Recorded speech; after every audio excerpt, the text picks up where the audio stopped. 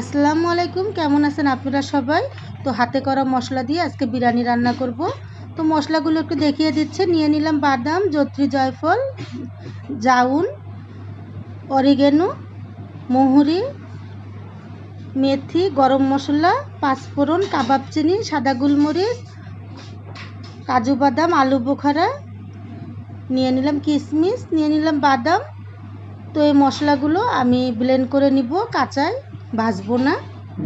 তো হাতে করা মশলা দিয়ে আজকে বিরিয়ানিটা রান্না করব।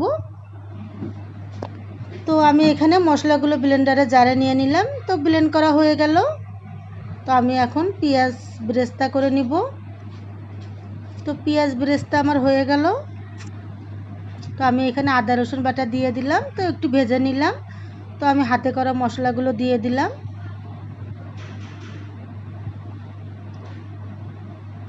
তো একে একে আমি সবগুলো মশলা দিয়ে দিব। তো আমি একটু পানি দিয়ে দিলাম মশলার ব্লেন্ডারের জারটা ধুয়ে।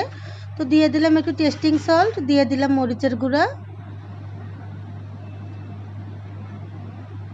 তো দিয়ে দিলাম আলু বোখারা কম ছিল এই জন্য কম করে দিলাম। তো দিয়ে দিলাম গরম মশলা, জিরার গুঁড়া, তো দিয়ে দিলাম একটু চিনি। তো আমি এখন গোশগুলো দিয়ে দিব।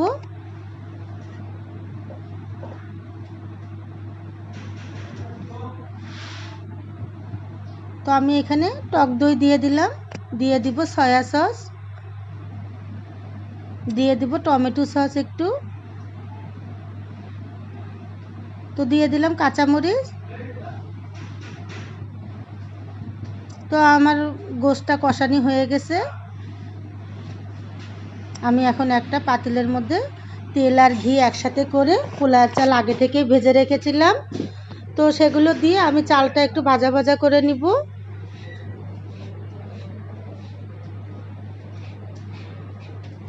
তো চাল ভাজাটা আমার হয়ে গেছে। আমি সামান্য একটু লবণ দিয়ে দিলাম, কারণ আমি গোশের মধ্যে লবণ, সয়া সস অনেক কিছু দিয়েছি।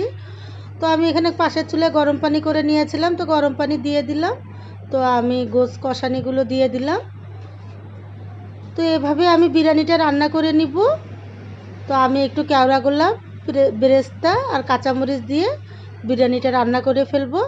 তো আপনারা আমার পুরো ভিডিওটা দেখে যাবেন। অনেক দিন পরে বড় একটা ভিডিও দিলাম, তো সবাই দেখে যাবেন, ভালো একটা কমেন্ট করে যাবেন। ইনশাল্লাহ আমিও আপনাদের বাসায় পৌঁছে যাব, আমিও দেখে আসব, কমেন্ট করে আসব। তো সবাই আমরা সবার পাশে থাকলে আমরা সবাই একসাথে এগিয়ে যেতে পারবো। তো আমার বিরিয়ানিটা কিন্তু হয়ে গেল।